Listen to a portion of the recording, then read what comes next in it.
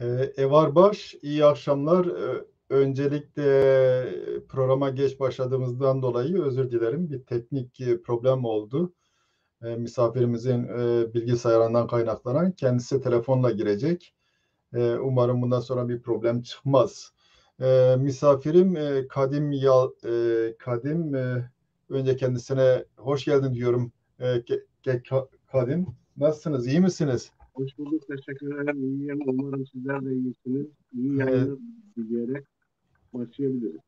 Evet, teşekkür ederim. Ses biraz, umarım ses fazla gitmez. Şimdi bu hafta sizinle Koçgiri üzerine, işte Koçgiri genellikle 6 Mart'ta İmraniye'de baş gösteren olaylar nedeniyle Koçgiri'nin yıl dönümü olarak kutlanılıyor. Aslında Koçgiri açısından tabii 6 Mart değil de daha önce Merkez Ordusu'nun kurulması, ondan önce mecliste alınan kararlar, yani operasyonla ilgili sinyal daha önceleri veriliyor. Sanıyorum o tarihler daha önemli 6 Mart'tan. Siz şimdi Kadim'le ilgili bilgi verecek olursam, Kadim kendisi Maraş Göksunlu, Koçgiri Kürtlerinden zamanla oraya göç etmişler. Soyadı Laçin. Kendisi niye soyadının Laçin olduğunu tabii açıklayabilir. Onu açıkladıktan sonra ben kitaplarıyla ilgili bilgi vereceğim, ya da o kendi kitaplarıyla ilgili de bilgi verebilir. Daha sonra Koçgiri bahsine geçebiliriz. Kadim, önce şeyden bahsedeyim. Sizin soyadınız Laçin. Evet. Bildiğim kadarıyla siz Göksunlusunuz. Kısaca kendinizle ilgili bilgi verin. Yani Bir de siyasi bildiğiniz, geçmişiniz de var. Onunla ilgili de tabii. bildiğiniz gibi Koçgil aşireti içerisinde 16 kabile var. Bu Evet. kabilesi Laçinen kabilesidir. Ben de o kabilenin soy ismini, yani ismini soy isim olarak aldım. Laçin. Tabii ayrıca bazıları şey de diyor, senin Ermenistan'la ne ilişkin var? Laçin Cumhuriyeti var Ermenistan'da. Orada da Alevi Kürtler var. Hiçbir ilişkim yok görünen. Ama biz 16 kabileden oluşan, bugün nüfus ortalaması tahminen 2 milyon civarında bir nüfusu olan Laçinan aşiretindeniz. E, yani Koçgiri aşireti de bildiğiniz gibi e, Alevi Kürtler içerisinde en geniş nüfusa sahip e, bir aşiret olarak biliniyor. Ben kendim Göksun doğumluyum. Kahramanmaraş Göksun. Bizimkiler 1880'lerde Göksun'a göçmüşler. E, İmranlı'dan, Sivas İmranlı'dan, Demirtaş köyünde. E, Demirtaş, yani günde İni verin ne? İni'yi. Günde İğne'yi, İni'yi. bir de o Şırtlı var yanında. Günde Şırtlı. E, Hı. oralarda yaşıyorlarmış. Yani yıllarca orada yaşamışlar. Ondan sonra e, bazı problemler mi olmuş, neler olmuşsa artık orada taşınıp Göksu'na doğru gelmişler. Biliyorsunuz Koçgili esas e, merkez olarak 1539'dan sonra Sivas, İmranlı, Hafik, işte Erzincan, Refahiye, Ovacık vesaire bu çevrelerde konumlanmışlardı. Ama giderek dağıldılar.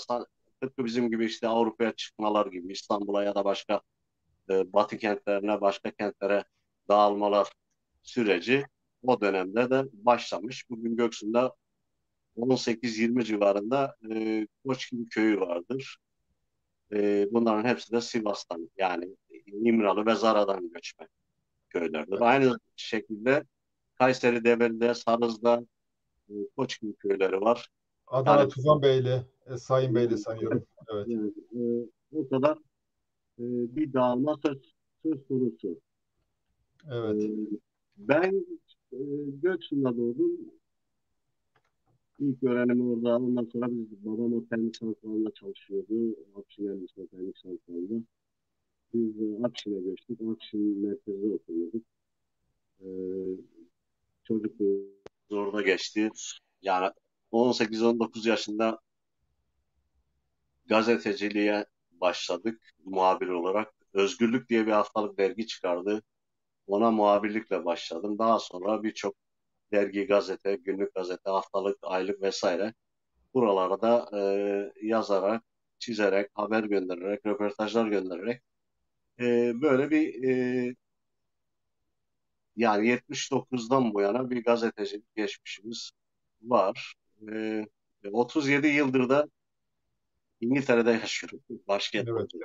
Bu yani özgürlük bu dergi hangi siyasi çevresine daha yakın görünüyordu? Yani o yani yurtsever devrimci gençlik vardı. Onlara Evet. ait bir dergiydi o zaman. Ben de lisede okurken ona muhabirlik yapıyordum. Ona öyle başladım gazeteciliğe. Evet. Evet. Şimdi tabii siz Laçin ismi değişik çağrışımlar uyandırıyor. Kimileri Laçin deyince işte bugünkü Ermenistan'daki Laçin'den hareket ederek Ermeni de diyebilir ama e, oraların gerekse Kürdistan'ın şöyle bir yapısı var. Zaten demografik olarak son derece karışık yani. Şimdi birisi eğer Vanlıysa bir Ermeni soyadı ona diyemeyiz illa Kürttü. Adam Ermenidir zamanda orada yaşamış. Bu Laçin'de de önemli bir Kürt nüfusu vardı. Ermeniler çoğunluk olmakla birlikte. Biliyorsun bizde bir de Germiyan kabilesi var. Gerni çayı var, Garni çayı. Bir de en önemli tapınaklardan biri Ermenistan'daki tapınaklardan birisi Garni'dir ama Koşkiri içerisinde Koşkiri aşiretinin bileşenlerinden bir tanesi de Gernilerdir. Yani muhtemeldir. O dönemde orada yaşamışlar. Daha sonra göçmüşler. Göç tarihleri de muhtemelen bu Selçuklar onlarla ilişkili olabilir. Ben öyle düşünüyorum. Şimdi konumuza geçecek olursa tabii siz bu Koçgiri ile ilgili epey zamandan beri belki 15-20 sene oldu Koçgirisi Cumhuriyet kitabını yazalı. O dönemde Koçgiri ile ilgili epeyce materyal eksikliği de vardı. Daha sonra bir sürü kitap çıktı.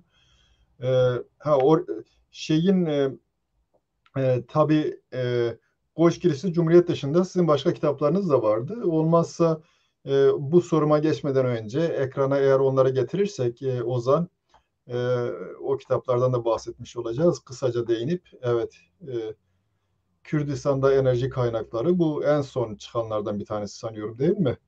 Evet. Yani en Evet, son değil de en son Komünist Kemal'dı. Orta Doğu'dan Britanya'ya Komünist Kemal, Kerküklü Kemal Macit'in hayat hikayesi. En son evet, çıkan bu. en son budur. Diğerlerini de gösterelim. Sadece Komünist Kemal'la ilgili bir kısa bilgi verirsiniz. Ondan sonra Koçgirisi Cumhuriyet bahsine geçebiliriz. Yani ilk kitabım Koçgirisiz Cumhuriyet'tir. Evet, bu 2009'da. Ondan sonra Britanya'da yaşayan 34 civarında yani 1950'den sonra Britanya'ya gelmiş Türkçe ve Kürtçe şiir yazan şairlerin şiirlerinden bir antoloji oluşturduk. 34 şairimiz var.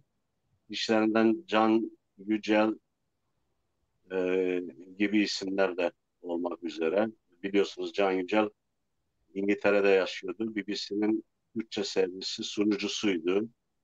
Hatta güzel bir anısı da var. Yani 3 defa davet ettik biz Can Yücel'i e, İngiltere'ye. Anısında anlattığında mesela canlı yayındaymış. Böyle sunuculuk yapıyor BBC'de. E, Yan yönetmenin birisi önüne bir not koymuş 1963'te. Notta diyor ki şair Nazım Hikmet vefat etti. Bunu da haber olarak verir misin diyor. Bu da kağıdı atıyor. Ben bu haberi okumam diyor. Nazım Hikmet ölümsüzdür. Nazım Hikmet'in ölüm haberini ben veremem diyor. Terk ediyor stüdyoyu. Böyle bir evet. anısı da var. Ha, yani bütün işini mi terk ediyor yoksa ondan Hayır, sonra stüdyoyu terk ediyor ama tabii daha sonra tartışmalar oluyor. Biz e, sana verdiğimiz habere yayınlamak zorundasın gibi tartışmalar oluyor tabii. Evet. Bu Komünist Kemal'la ilgili de yani o ayrı bir program konusu tabii. Bu kitabın üzerinde konuşmak da bunun da ilginç bir hayat hikayesi var herhalde. Kısaca bir iki değinirseniz ondan sonra konuya geçebiliriz. Evet. Komünist Kemal, ben 1987 yılında zamanında bir etkinliğe, barış etkinliğine gitmiştik bir arkadaşla. Barış etkinliğinde bu sergiyi gezerken, kitap sergisini, bu arkadaşla aramızda Türkçe konuşurken arkada birisi, ya bizden çok yaşlı birisi geldi. Aa, siz Türkiye'li misiniz dedi. Evet dedik. Konuştuk, tanıştık. Kemal Macit'le orada tanışmamız 87'de başladı. Onunla arkadaş olduk. Düşüncelerimiz birbirine uygun, yakın, vesaire derken arkadaş olduk. Uzun yıllardır arkadaşımdır. Halen 93 yaşında yaşıyor. Bunun çok ilginç bir hayatı önüme çıktı. Bu tanışmamız, arkadaşlığımız, dostluğumuz süresi içerisinde. Bu sohbetlerimizi, bu konuşmaları ben onu konuşurdum, hep not aldım. Örneğin 3-4 yaşındayken annesini kaybeden, babasını kaybeden birisidir. Kerküklüdür. Kürt bir anne babadan doğma. E, Ondan sonra amcasının yanında büyüyor. O bakıyor e, evlat olarak. Büyüyor falan filan derken lise yıllarından sonra e, en yüksek not olarak en başarılı öğrenci seçiliyor e, Irak'ta. Irak devlet hükümeti bunu ödüllendiriyor. E, Diyor İngiltere'ye git, İngilizce öğren, kendini geliştir, geri dön diyor. Bu da geliyor, 2 sene kalıyor. Fakat turist düşüncelerle geri dönüyor. Buradan Manchester'da üniversiteyi bitiriyor. Tekrar dönüyor. E, 2 sene sonra orada hükümetle, rejimle anlaşamıyor. Çelişkiler e, çıkıyor. Tartışmalar falan filan. Oradaki sosyalist mücadelesinin içerisinde yer alıyor. Derken bunun tehlikeler, tutuklama ve benzeri tehlikeler söz konusu olduğu için tekrar İngiltere'ye geliyor 1952'de. 1952'den bu yana İngiltere'de yaşıyor ve bir daha da Irak'a dönmedi. Şu anda 93 yaşındadır. Halen yaşıyor. Ee, Burada kendini geliştirdi. Eğitim, yani örneğin bu büyük asma köprüler falan filan var. Onun mimardı kendisi ama e, profesör ünvanına sahiptir. Amerika'da ödüller aldı. E, İngiltere'den Çin'e, İngiltere adına Çin'e gitti, ziyaretlerde bulundu vesaire. Yani birçok alanda ödülleri var. İyi bir mimar. Ondan sonra üniversitede e, doçent derken dekanlık, profesörlük, bölüm başkanlığına kadar yükseliyor. Birmingham'da, Cardiff'te görevler yapıyor. Bu Manchester'da Kürt kökenli mi? Kürt kökenli mi yoksa Türkmen mi? Kürttür. Kürt, %100 Kürt, Kürt. evet. Anne baba Kürt. Ee, Böyle bir değişik, e, başarılı bir hayatı var. Örneğin yani ben 2 hafta önce evine gittim, ziyaretine gittim tekrar. Ee, Evine bakıcı ya da temizlikçi falan bile istemiyor. Kendisi yapıyor işlerini. Yemeğini kendisi pişiriyor. Temizliğini kendisi yapıyor vesaire.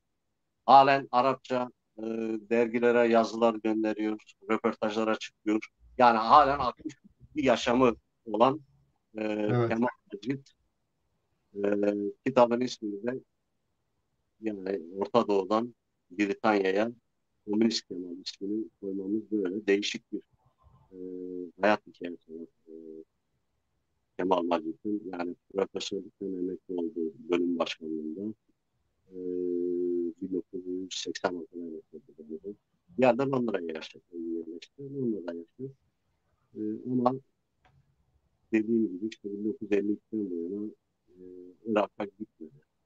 E, Gidemiyor. Yani Evet. şeyler. Evet, kusura bakmayın. Umarım izleyiciler sesi alabiliyor. Ses bazen çok yükseliyor, bazen düşüyor. O zaman biz bu Koçgirisi Cumhuriyet bahsine geçebiliriz. Şimdi siz kendiniz yani Türk solundan gelen bir şahsiyet olarak Kürt kökenlisiniz. Elbette dediğimiz gibi Koçgirli Laçinan kabilesinden. E, diğer e, başka birçok insanın göstermediği hassasiyeti göstererek Koçgirisi Cumhuriyet kitabını yazdınız. Sizi buna teşvik eden nedenler neler? Ne sizde böyle bir kitap yazma ihtiyacını doğurdu? Sizin yazdığınız dönemde ayrıca e, çok sayıda kaynak yoktu. Kaynaklar sonradan çoğalmaya başladı. Şimdi tabii bizim bilgi dağarcığımız daha fazla. Bugünkü bilgi birikimiyle daha fazla şeyler söyleyebilmek mümkün ama sizin o dönemde yaptığınız da önemli bir adımdı. Neydi sizi teşvik eden bu işe? Nasıl teşvik eden araştırmacı gazetecilikten gelen bir Evet, e, yapıdan kaynaklandığını düşünüyorum. Ama bunu etkileyen ve tetikleyen e, unsurlar oldular var. Örneğin aile neden 1880'lerde Koçgiri'den göçüp göçüldü? Ya da e, evet, diğerleri falan filan derken ondan sonra Koçgiri araştırmasına Koçgiri de Sivas, İmralı, Afik vesaire benzeri bölgelerin binlerce yıllık yerlisi değildir. Bunları araştırdıkça araştırma daha derinlemeye girdi. 6-7 sene hatta 8 senelik bir araştırma süreci oldu. Köyleri gezdik, yaşlılarla konuştuk, notlar aldık, takibe aldık. Bu işi araştırmayı devam ettirdik. Ondan sonra kitap olarak yayınladık. Yani bugün de tabii bunu güncellememiz gerekiyor. E, yeni bilgilerle birlikte bunu da güncellememiz gerekiyor diye düşünüyorum. Yani araştırmanın asıl kaynağı gazetecilikte kaynaklanıyor. Bir de ailenin göç, sürekli bu Koçgil'in göç meselesi e, olayı. evet. Ben tabii kitabı bir süre önce okumuştum. Şimdi programı yaparken okuma fırsatı bulamadım. O yüzden bendeki bilgiler eski bilgiler. E, ama şeyin kitabın başında da anlaşılacağı gibi siz Koçgirisiz Cumhuriyet diyorsunuz. Yani bir cumhuriyet kur diyor. Koçgiri buna dahil değil. Burada anlatmak istediğiniz sadece Koçgirlilerin dahil olmaması mı yoksa Koçgirliler nezdinde Kürtlerin dışarılandığı, dahil edilmediği bir durumdan mı bahsediyorsunuz? Yani kısa ve kestirme söylersek kitabın üzerinde Koçgili katliamı yapılmasaydı bugünkü Türkiye Cumhuriyeti kurulamayacaktı diye düşünüyorum. O yüzden o kitaba o ismi koyduk. Yani 1918'de Koçgir'in ayaklanması 6 Mart 1921'de binlerce asker tarafından Türk Ulusal Egemenliği'nin sahip olduğu Türk Devleti tarafından oradaki başka bir inanç, başka bir ulus, başka bir kültüre sahip, başka bir toprak bütünlüğü olan halk katliamda geçirildi. 6 Mart'ta katliam başladı.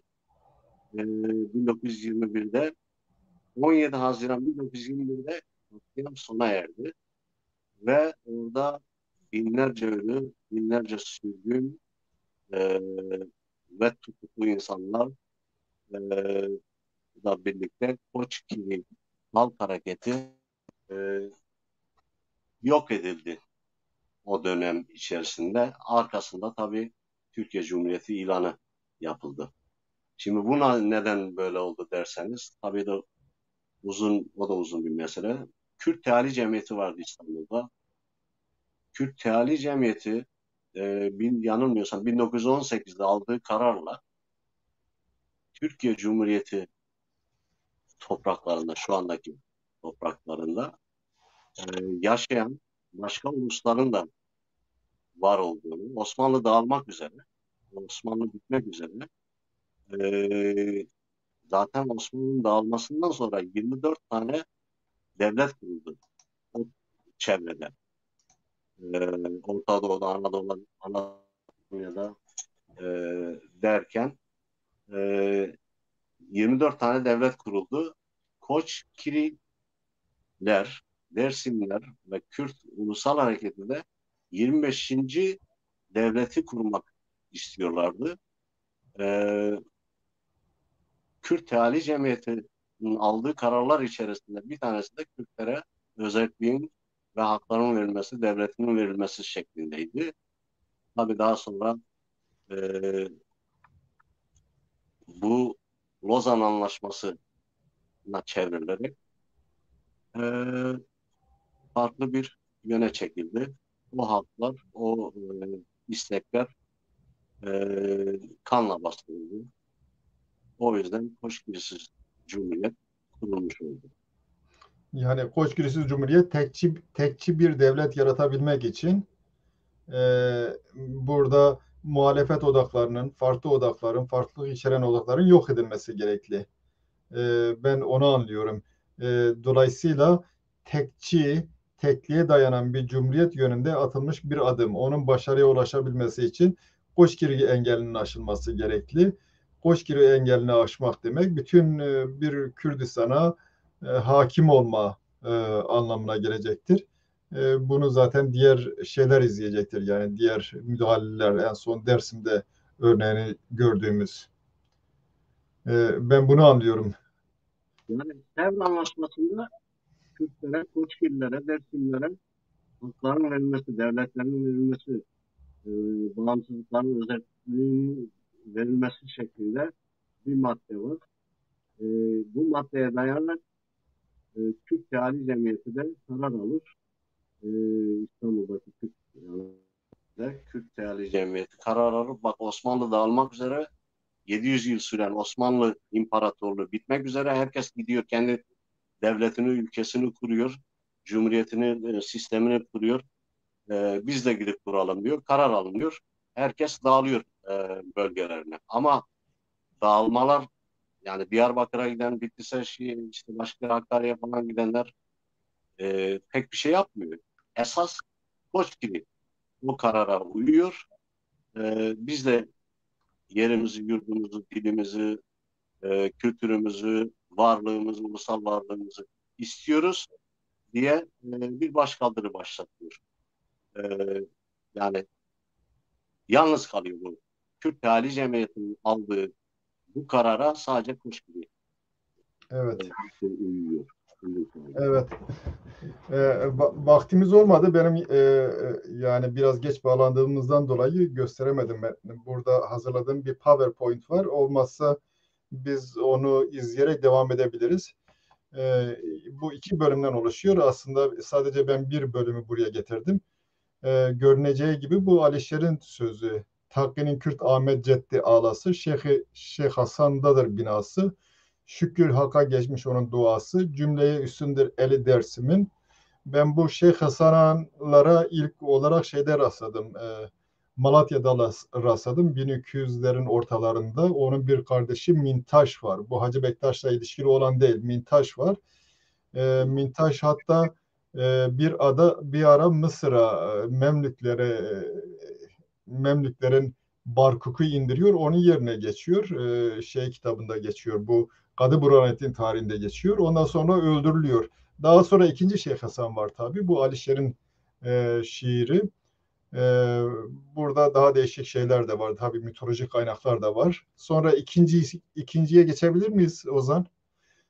Bu Alişer'in bir şiiridir. Alişer şairliğiyle bilinir. Yani bu benim en sevdiğim şiirlerden bir tanesidir. Uzatmaya gerek yok. Bunu da geçelim. Evet. Görüneceği gibi biraz önce ben bahsettim. Kadir Koçgirisiz Cumhuriyeti yazmadan önce işte Kürdistan tarihinde Dersim vardı. Komal'ın yayınladığı kitap vardı. Sanıyorum Evin Aydar Çiçek'in kitabı vardı. Bilmiyorum Dursun Evren'in var mıydı ama ondan sonra bir dizi kitap çıktı. Son dönemlerde önemli iki kitap. Koçgiri Kırımı, Koçgiri İsyanı. Bunun dışında da daha yeni kitaplar var benim bu listeye almadığım. Bir ileriye geçecek olursak en sonlarda çıkan gene Gültekin Uçar, geçen sene bir program yapmıştım. Onun bir kitabı vardı. Gene bunlar sol Marksist kökenli geçmişte yani. İkincisi de Ali Rıza'nın asıl olarak Koşkiri katliamının arka planını anlayabilmek için Osmanlı dönemindeki Koşkiri katliamlarını belgelerle açıklayan bir şey, bir çalışma. Bu bakımdan da yani birinci Koşkiri katliamından bahseden bir çalışma belgelerle. Şimdi tabii Yavuz Doğu'ya açıldığı zaman sömürgeci politika gereği açılıyor.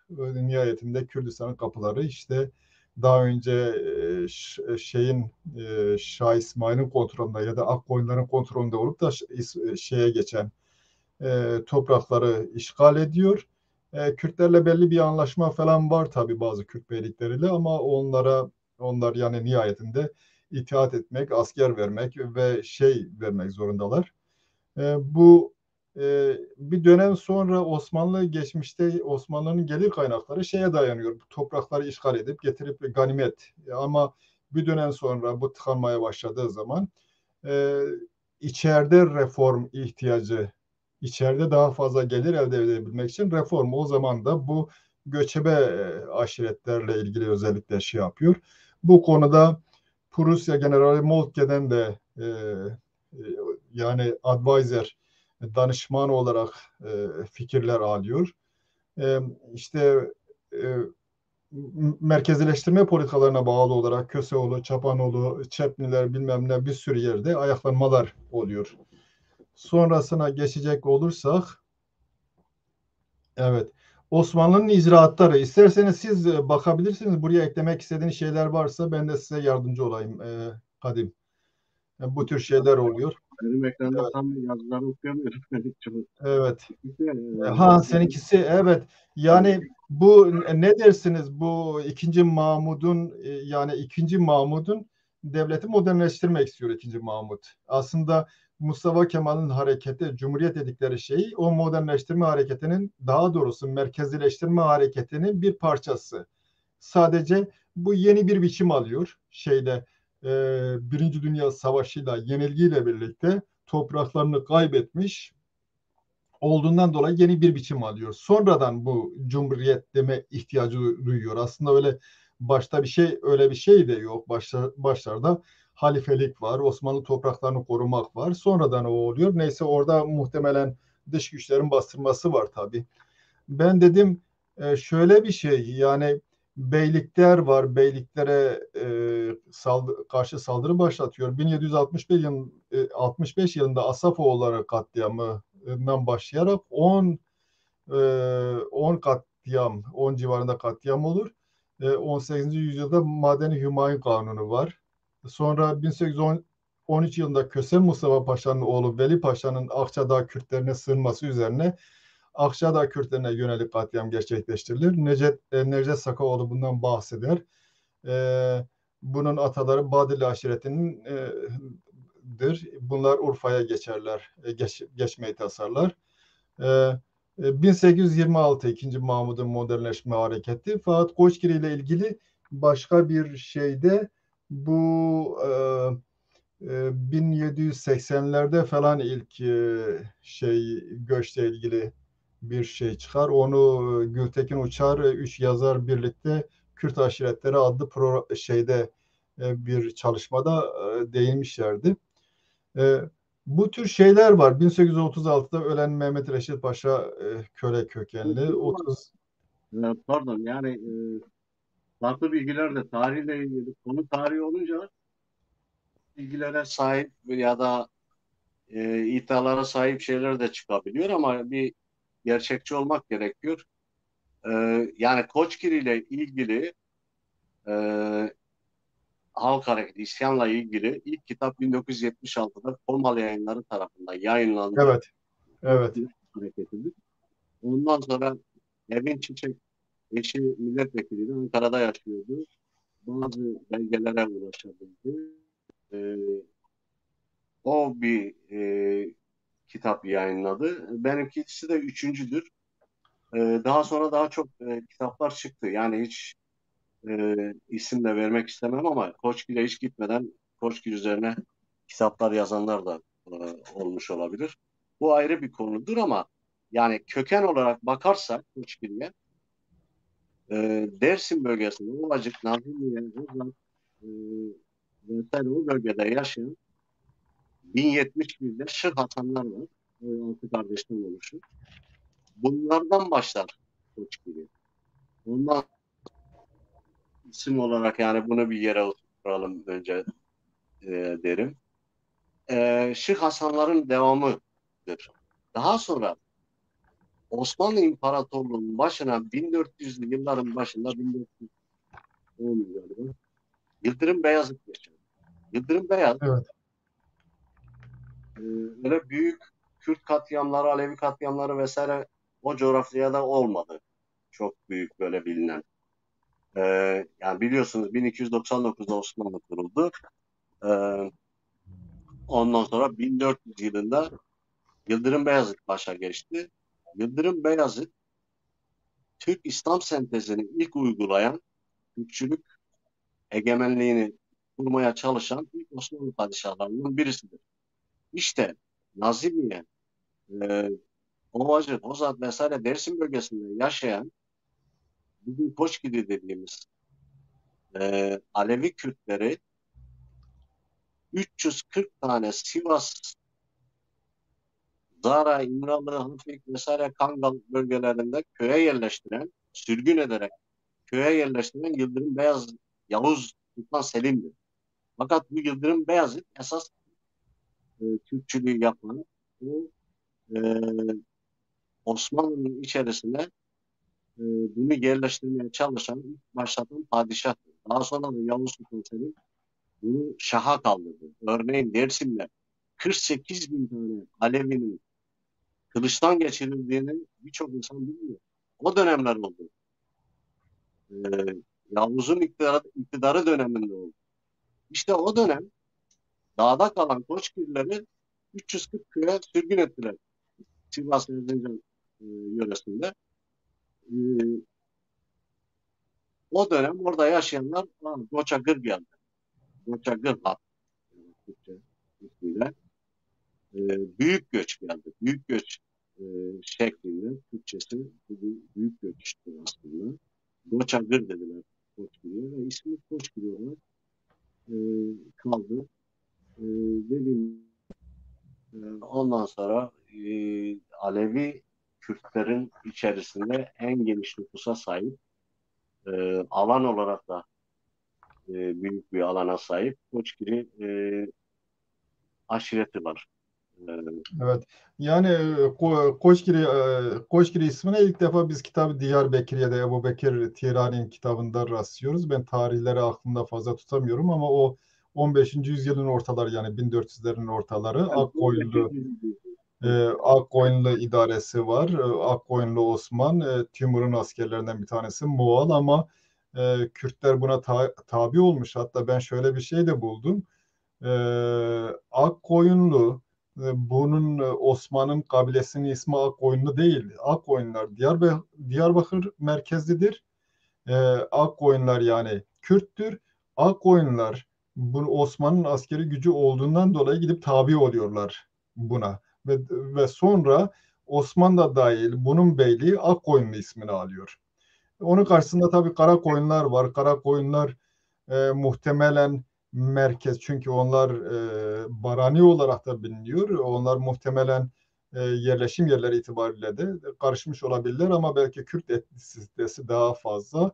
Onlarda daha fazla Kürtlük var. Onlar Kürt bölgelerinin doğusunda hakimler. Ee, tabii Kürtler o arada bölünmüşler ama Akkoyunlu ve Karakoyunlu bünyesinde bulunan beylerin büyük bir çoğunluğu Kürt ve savaşçılar da Kürt. Öyle bir durum var. Bu yani benim anlatmak istediğim özellikle anlaşmasının evet anlaşılmasını istediğim şey bu birden olan bir şey değildir. Mustafa Kemal'in kafası öyle istediğinden dolayı değil. Bu devlet bürokrasi var, devlet geleneği var. Bunu devam ettiren bir akıl var. Ama bu akıl biliyorsunuz tabii Ermeni soykırımı gibi bir şeyin üzerinde de yükseliyor. Ondan da şey alarak devam ediyor. Zaten bu anlaşılmadığı zaman ilk bu Koç katliamı, Kürt katliamları da anlaşılmaz. Çünkü bölgede tek etnisite yaratabilmek, tek etnisiteye dayanan bir millet yaratabilmenin en büyük adımı Ermeni soykırımıdır. Bunu daha sonra özellikle Kürt katliamları izleyecektir. Koçgiri bu bakımda ilklerden biridir. Şimdi Koçgiri tabii Ozan o sadece geçmek için gösterelim. O dörtte mi kaldık? Sadece bir başlıklar haline geçelim. Ben dokunmayacağım. Osmanlı icraatları geçebiliriz. Yani okuyabilirler. Bunlar devam ediyor bir sürü şey. Fırkayı İsa'yı, toprak nizamnameleri, e, her Dersim'de hareketler. Tabii bu bölgenin bir de özel bir şeyi var. Batıdaki Kürtler ya Yezididir ya da işte Alevi, Şii tendensleri olan, dolayısıyla şeye muhalif olan, Osmanlı ile uyuşmayan. O yüzden sürekli çatışmalar var görüyorsunuz. E, Sürmeli Mehmet Paşa Esraiye zaten Esraiye ismini oradan alır. Bu deprem şeyinde de daha fazla gündem oldu. Onu da geçelim. Evet, görüyorsunuz bu tür gelişmeler oluyor ve Türk milliyetçiliği kendisini Yusuf Akçaran'ın üç tarzı siyasetle biçimlendirmeye başlıyor. E, Dolayısıyla bir dönem sonra bu gelişmeler sonrasında şey e, Kürtlerde de bu kadar baskı ve katliamdan sonra bir sürü millet ayrılmış. Onlarda da ulusal talepler gelişiyor. Muhtemelen e, bunda şeyin de etkisi olabilir. Yani Ermenilere karşı Kürtleri kullanmak istediği zaman Kürdistan ismine özellikle vurgu yapıyorlar. Kürtlerdeki milliyetçi duyguları Ermenilere karşı kışkırtabilmek için ama bir dönem sonra bu Kürtlerde uyanışa da sebep oluyor. Ben öyle bir şeyin olduğunu da Yani düşünüyorum. İlk Kürt uyanışı 1860'larda Bağdat'a yürüyüşle başladı. Evet, Ulusal özgürlük istediler. Ee, Yani şimdi tabii biraz farklı konular. Şöyle farklı. Ee,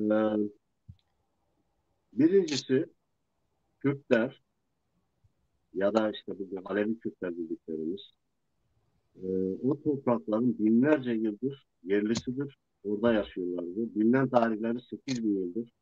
Sümerlerden sonra devam etti.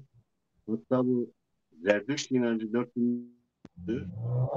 Dersimle Horasan arasında gidip gelmeler oluyordu. Bugün nasıl İstanbul'la Londra arası insanlar gidiyor geliyor ya da benzer şeyler. Başka Avrupa ülkeleriyle Türkiye arasında gidip gelmeler, yerleşmeler oluyorsa da o günde Dersim'le Horasan arasında gidip gelmeler söz konusuydu. Bu coğrafya onlara aitti. Binlerce yıl orada kaldılar. Ama birileri Türk İslam sentezi adına e, Moğolistan üst taraflarında 400 tane atla gelip Muş Malazgirt'te misafir etti bir grubu. Bugün o grup ulusal egemenliğini sağlamış, 700 yıl Osmanlı'yı kurmuş, Orta Doğu, Anadolu, Mezopotamya, Balkanları ele geçirmiş kadar genişlemiş bir nüfusa sahipti. Yani Bursa'ya 1299 yılında Bursa'da Osmanlı e, devleti ilan edildi. O gün ondan sonra 1453'te Bizans'ın başkenti İstanbul'da, Bizans İmparatorluğu, Hristiyanların, Katoliklerin başkenti İstanbul'du. İstanbul'u 1453'te ele geçirinceye kadar Türkler, Türk-İslam e, sentezi gereği, Türk-İslam kardeşliği gereği Çin'in üst tarafında Uygurlar'dan Orta Asya'dan gelen o 400 çadırla Malazgirt'e gelip yerleşen çadırlara misafir edilen e, ulusa yardımcı olur sürekli. Sürekli yardımcı olur. Yardımcı olduğu için İstanbul'un işte Balkanların almasına kadar vesaire şu bu e, Türk İslam sentezi adına bunu yaptık. Türk İslam kardeşliği. Hatta İslam savaşlarının en büyük başkomutanı kimdir? Selahattin Eyyubi'dir. Selahattin Eyyubi bir Kürttür. Ama binlerce, on binlerce insanı Kafkasya'da, İran'da, e, bugünkü Ermenistan, Azerbaycan'da, Kürdistan'da, Mezopotamya'da, Horasan'da binlerce insanı İs- e, İslam'a katılsın diye, Müslümanlaşsınlar diye kılıçtan geçirdiler. Yani böyle bir tarih de söz konusu. Aleviler, Koçgiller bu şeyin dışında kimseye karışmadılar. İnançlarına, dinlerine, buyruklarına ya da benzeri şeylerine karışmadılar. Biraz e, kendi haline bağımsız, özel ya da kendi inançları, kültürleri doğrultusunda e, dağlarda, ovalarda, yüksek yerlerde yaşamaya çalıştılar. Ama e, ben biraz ayırmak istiyorum yani Alevi Kürtleri bu şeyin içinde. Yalnız ben şunu söyleyeyim. Oraya girdiğimiz zaman ben biraz itiraz edeceğim. Şeyh Hasan'la biliyorsun Çemişgezek Beyliği, Şeyh Hasanlar işte onlar yönetiminde. Bunlar diyelim Mırdasilerle falan işbirliği yapıyorlar. Bunların bir kısmı Sünnidir, bir kısmı şeydir. Ya da Akkoyunlu Osman'ın şeyinde. Diğer Kürt beyleriyle çatışıyorlar. Yani öyle tek düze bir durum yok ve idealize edilecek bir Alevi kendi başına Alevi tarihi de yok. Zamanda Alevi olanların bir kısmı Mırdasiler mesela şimdi Sünni olmuş. Yani burada çıkar Hasanlar Alevi, çatışmaları Alevi, he- Dersim kökenli Şeyh Hasanlar Alevi her dönemde tarih şeylerden ibarettir, çıkar çatışmalarından ibarettir ve inanç falan da bu şeylerden etkileniyor tabii biçimlenirken. Evet, biz Koçgiri'ye gelecek olursak yani Kürt Teali Cemiyeti'nin işte Kürdistan'la ilgili Sevr'in talepleri şudur budur buna rağmen daha sonra sessiz kalmasını neye yorumlamak lazım? Neden bunlar ne yaşanıyor? Kürt Teali Cemiyeti niye sahip çıkmadı e, bu konuda? E, ne diyorsunuz?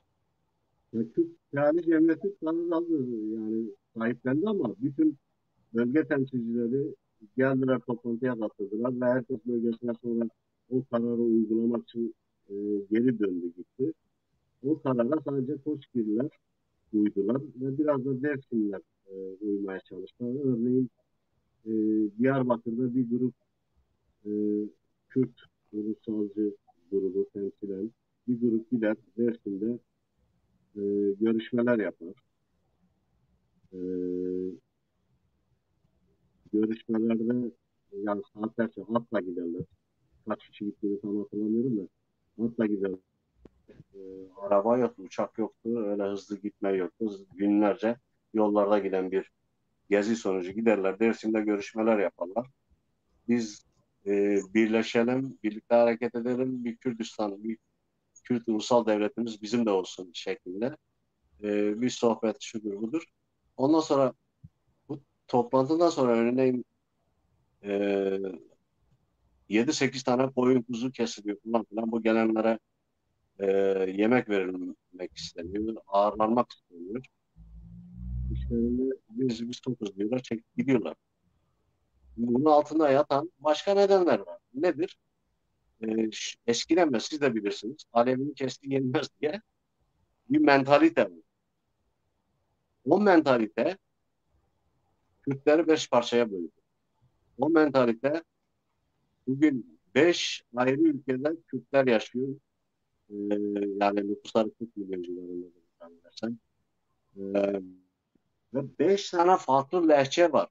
Zazaca var, Kurmancı var, Sorani var, Gorani var derken Ermenistan'da var, Azerbaycan'da var, İran'da var, Irak'ta var, Suriye'de var, Türkiye'de var. 5'e parçalanmışlar. 5 farklı şive, aksan e, derken e, Kürtlerin bölmesini, parçalamasını iyi bildiler, becerdiler. Ama bunu yaparken de yine iyi kullandı birileri. E, dinsel inancı iyi kullandı. Dediğim gibi e, Alevi Kürtler buna çok fazla girmediler. Yani çok fazla yanaşmadılar. Ve o bir e, örneğin 1300 yıl önce İslam inancı ortaya çıktığında, İslam dini ortaya çıktığında yani Hazreti Muhammed'in kabilesi birbirine düştü egemenlik için. Yani 12 imamlar, Hazreti Ali'ler falan filan. Hepsi Hazreti Muhammed'in akrabalarıdır, kabilesidir, aynı aile. İktidar için, egemenlik için birbirlerini vurdular, birbirlerini kırdılar, bilmem ne yaptılar falan filan ama İslam'ı yaydılar bugün dünyaya. Yani önemli bir e, sayıda Müslüman ülkeler var bugün. İlk İslam'ı kabul eden kimdir? Türklerdir. Gönüllü kabul ettiler ve kimsenin burnu akmadı. Ama diğerlerine İslam'ı zorla kabul ettirme. Savaşla, kavgayla, gürültüyle, patırtıyla, keserek, biçerek, egemenlik sağlayarak e, bir kabul ettirme söz konusu. İlk kabul eden Arapların çıkarttığı İslam inancını Kürtler oldu. Kürtler komşularıydı. Yan yana Yani komşu. Kürtlerin hiç şey yaptığını sanmıyorum. İslam'ı hatta Abbasilere karşı en büyük ayaklanmayı Kürt bölgelerinde gerçekleşiyor. Ya şeyin e, Nerede bu gerçekleşiyor mesela? Cibal'da yani bütün büyük ayaklanmalar gerçekleşiyor. Bu Babak Hürremiler hareketi bunlar hep Kürtlerin başrolde oynadığı bir şeydir. Kendisi dahi toplumun nüfusunun o dönemde Sünni olmadığından bahseder Nizam-ı Mülk yani. E, Yani öyle bir tarih yok yani ben ona katılmayacağım. Tabii bütün Said Muhlis araştırmalarda bu ortaya çıkıyor. İlk gönüllü kabul eden Kürtlerdir. İslam'ı ilk gönüllü kabul eden ve o yüzden ya de Selahaddin Eyyubi denilen Kürt insanı İslam ordularının başına başkomutan yaptılar. Ee, bunlar önemli şeyler. Ha, sonra ne bileyim Horasan'da, İran'da, Azerbaycan'da yaşayan e, Alevi Kürtler belki oradaki Fars kültürünün etkisinde kalıyor. E, Anadolu'da yaşayanlar Osmanlı'nın ya da Türkiye Cumhuriyeti'nin etkisinde kaldılar. Farklı farklı şeyler oldu günümüze kadar. Ama ilk kimsenin burnunu atmadan ilk gönüllü kabul eden ulus Kürtlerdir. ama zaten Alevi Kürtler o dönem yok yani siz İsmaillerden mi bahsediyorsunuz? Kimden bahsediyorsunuz? Kürtler oranın sürekli var. Sümerlerden bu yana var. Yok öyle bir şey yok. İsmaillerden olsa bahsediyorsunuz ya da Mazdakçılardan. Mazdakçılar işte benim dediğim şeye karşı ayaklanan Kürtlerdir Abbasilere karşı. En başta Kürtlerdir yani Mazdak Hürremi hareketi yeni Mazdakçı bir harekettir. E, bunun dışında bir dizi isim var yani Tarkan'dır bilmem ne bir sürü isim var. Şeyin tabii Said Muhlis Erdem benim arkadaşlardan bir tanesi diyor ki Kürtlere karşı girişilen her savaş ve katliam Kürtlerde milli bilincin gelişmesini beraberinde getirmiş. Kürtler bölgedeki birçok halktan sonra Müslüman olurlar diye söylemiş. Siz şeye katılır mısınız? Yani Kürtlere karşı girişilen bu savaş katliamlar Kürtlerde de bir bilinç sıçramasına neden oldu. Biz çoğu toplulukta böyle bir gelişmeyi görüyoruz. Birçok bu bilimsel bir şey. Herkes de olur. Sen ne kadar baskı e, sen şiddet uygularsın bir aileye, bir kişiye, bir gruba, bir bölgeye onu o kadar da tepki alırsın. Evet. Ama dediğim gibi yani 1850'lerden sonra bir ulusal uyanış oldu. Ya e, açık söylemek gerekirse birileri pek beğenmez ama e, 1930'larda ilk Türk devleti kuruldu. Mehabat Cumhuriyeti. 8 ay zor ayakta kaldı. Kendi devletlerini bekleyemediler. E, güçlendiremediler, geliştiremediler. Yani çok beğenmedikleri, çok sevmedikleri Sovyetler Birliği'nin başkanı Joseph Stalin 12 tır silah, matbaa, şu bu gönderdi Mehabat Cumhuriyeti'ne. E, devletimizi kurun, oluşturun bilmem ne. Daha sonra ne oldu? Oralarda petrol, gaz vesaire şeyler bulundu. İran derken İngiltere, Fransa o tarafa, Almanya o tarafa gittiler. Petrolün peşine düştüler. Anlaştılar, bilmem ne yaptılar. Kürtler de kendi Mehamat Cumhuriyeti'ni ilk Kürt Cumhuriyeti'dir. Yaşatamadılar, devam ettiremediler, Ama genişletemediler. orada uluslararası bir anlaşma var Stalin'in büyük devlet politikası her şey büyük devletin çıkarlarına tabidir değil mi? Parça bütüne tabidir. Oysa biz şimdi görüyoruz ki aynı şeyi biz Lenin'de de görüyoruz. Zaten ben oraya gelecektim çünkü siz Alişer bahsinde ben oraya değinecektim. Bu Said Muhlis Erdem'in dediği üzerinden biz devam edelim. Mesela şeyin Koçgiri ilk tepkilerin olduğu yer ve işte kimisi onlara ayaklanma der, kimisi direniş der, ne denirse denilsin. Benim kanaatime göre de direniştir. Yani katliama gelen bir şeyi güce karşı burada bir direniş yaşanıyor. Niye burada direniş ilk önce oldu? Bu Said Muhlis Erdem arkadaşın dediği üzere bunlara karşı, bu bölgeye karşı daha önceden girişilen savaşların, katliamların payı var mı? Nitekim benim bahsettiğim Ali Rıza kitabının kitabında daha önce burada katliamlar olduğunu, bölgede sürekli 1800'ler, 1700'ler itibariyle sürekli bölgede katliamlar oluyor yani. Dolayısıyla burada ulusal bilincin daha fazla olması da anlamlıdır. Elbette burada bir inanç farklılığı da rol oynuyor. Yani tabii rol oynuyor ama yani Koçgiri bölgesi daha organizeli, daha hareketli, uyumlu. İşte belki de birbirlerine daha yakın, daha iletişimleri daha iyi olduğu için e, hızlı davrandılar diye düşünüyorum. Çünkü Osmanlı dağılıyor. Dağılmak üzereyken biz de kendi ulusal egemenliğimizi, ulusal yerimizi, yurdumuzu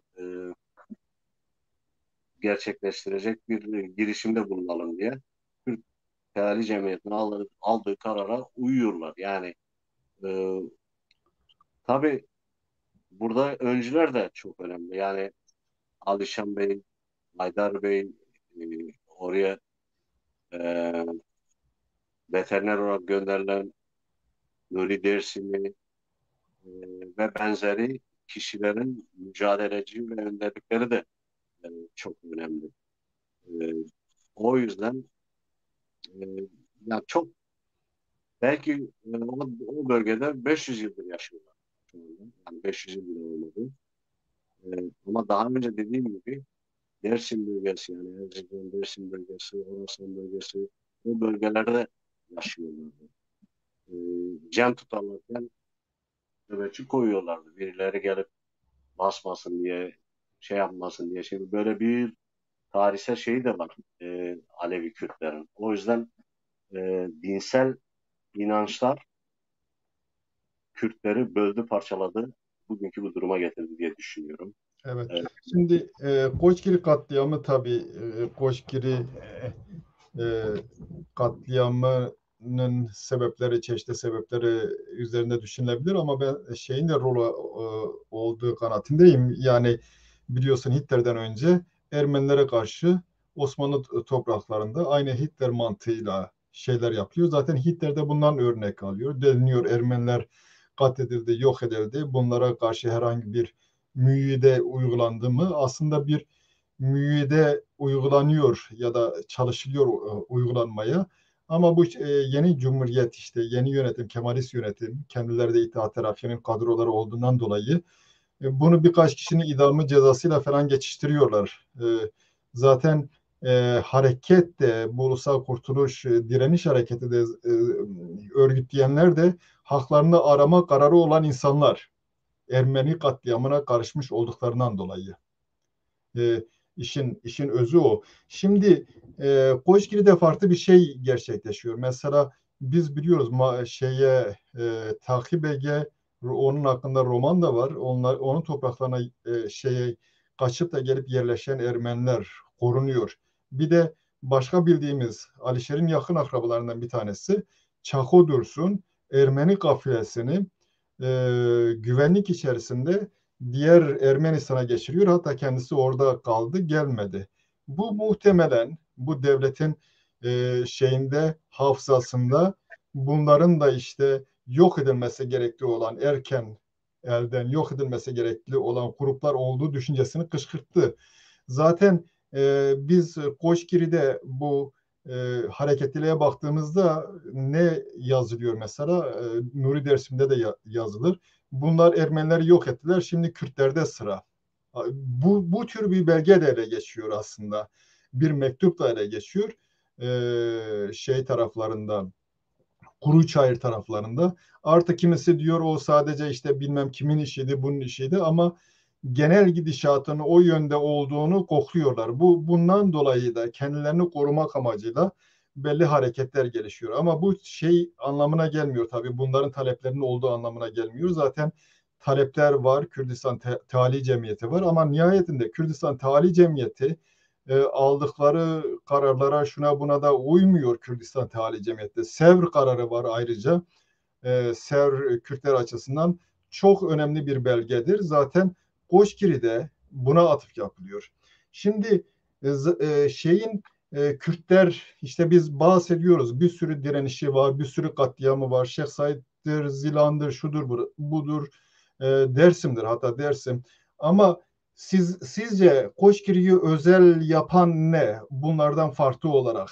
Yani uluslararası diplomasi açısından ya da geleceğe bıraktığı miras açısından ya da belgeler açısından Koçgiri'yi farklı kılan ve önemli kılan ne? Yani bir bütün olarak görebiliriz.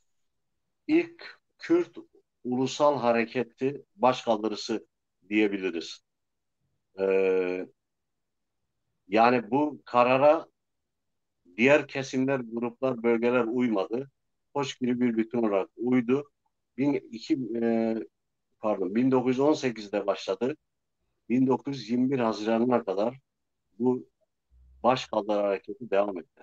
En son biliyorsunuz 6 Mart 1921 ve 17 Haziran 1921 arasında devlet bütün gücünü oraya yığarak yerle bir etti. 400 tane köyü o isyanı bastırdı. Tabii burada işbirlikçiler var, başka şeyler vardı. Bunlar ayrı şeyler tartışılması gerekiyor. Yani Mustafa Kemal Suriye'de bir subay.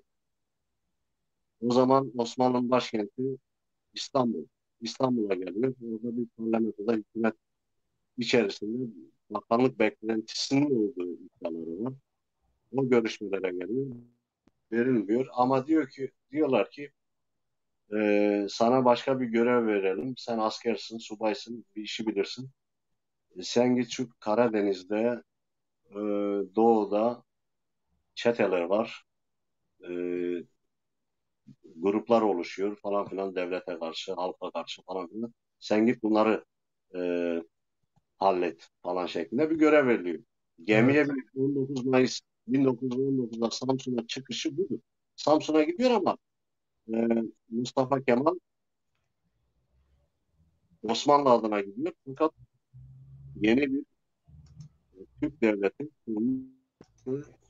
düşüncelerle gidiyor. E, Osmanlı'nın git Topal Osman'ı yok et.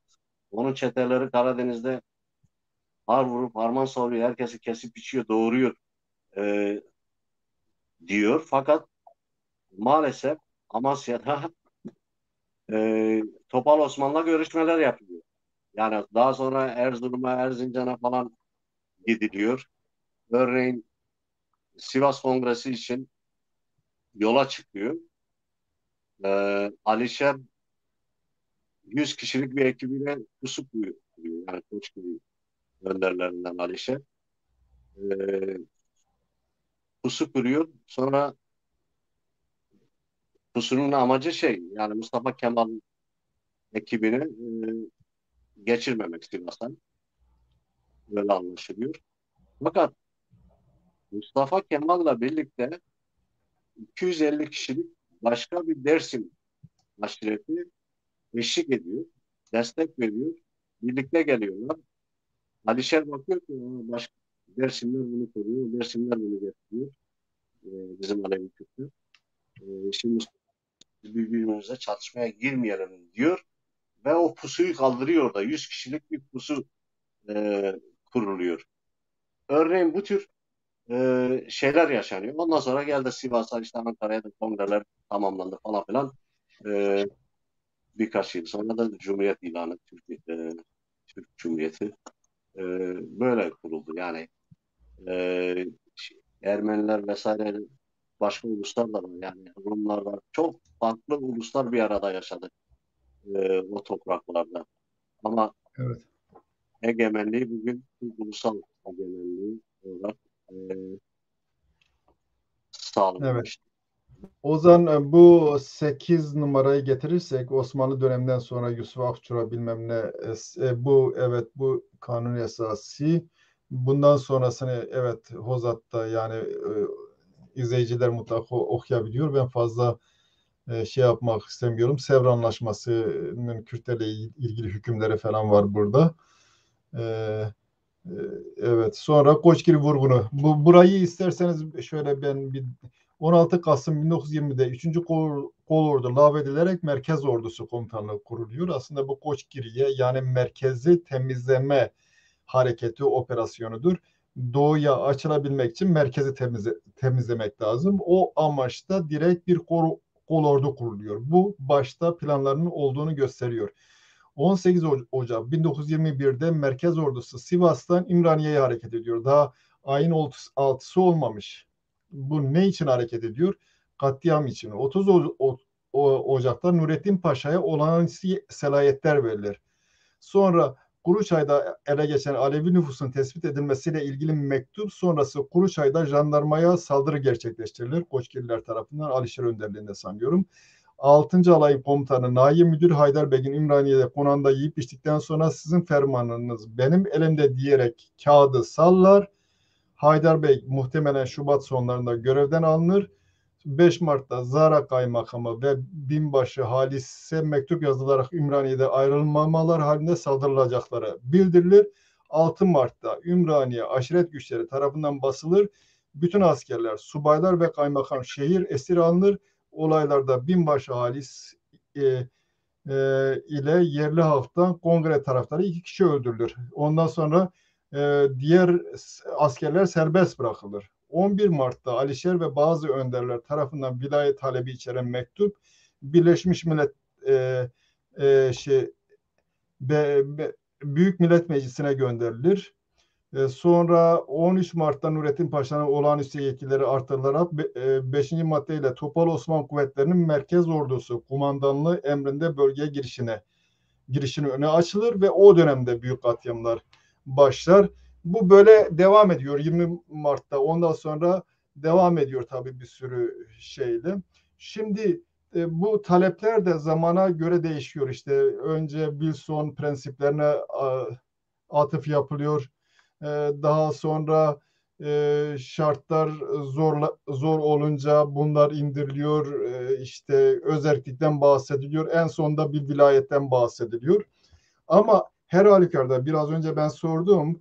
Yani Koçgiri'yi farklı kılan, geleceğe, bugüne Kürtlerle ilgili ulusal talepleri şey yapan bir belge bırakması. Bunu göremiyoruz. Gerek Said'de göremiyoruz, Zilan'da göremiyoruz. Katliamlar olmuş, büyük şeyler olmuş ama ulusal talepleri içeren belgeler yok ortalıkta. Belge yok. Onun ötesinde daha önemli olan Evin şey yaptı. Daha sonra Manisa sanıyorum bazı düzeltmelerle yeniden bastı. 2 tane önemli belge var. Birisi Kürdistan Tali Cemiyeti'ne gönderilen. Orada sanıyorum Kürdistan Tali Cemiyeti'nin yöneticilerini ikna edebilmek için biz de sizdeniz, farklı değiliz, işte halifeliğe karşı değiliz. Zira o zaman 1920'ler falandır. Mustafa Kemal'in kendisi de halifeliğe karşı değil. Genel bir konsensüs var halifeliğin korunması konusunda. Bu tümden diplomatik bir hareket. Kürdistan Tali Cemiyeti'ni ulusal saflarda yer alması için iknaya yönelik Alişer tarafından gönderiliyor. İkincisi de Milletler Cemiyeti'ne gönderilen belge var. Orada da şöyle bir atıf var. Şimdi sizin kitabınızda da var, başka yerlerde de var. Ermenilerle işbirliği, Bolşeviklerle işbirliği falan konusunda. Ama burada mesela deniliyor, Ruslar çekildiği zaman, işte Bolşevik hükümeti kurulmuş o zaman, Milletler Cemiyeti'ne diyor bizimle savaştılar. Çünkü Ruslar Mustafa Kemal'i desteklemeye başlıyor.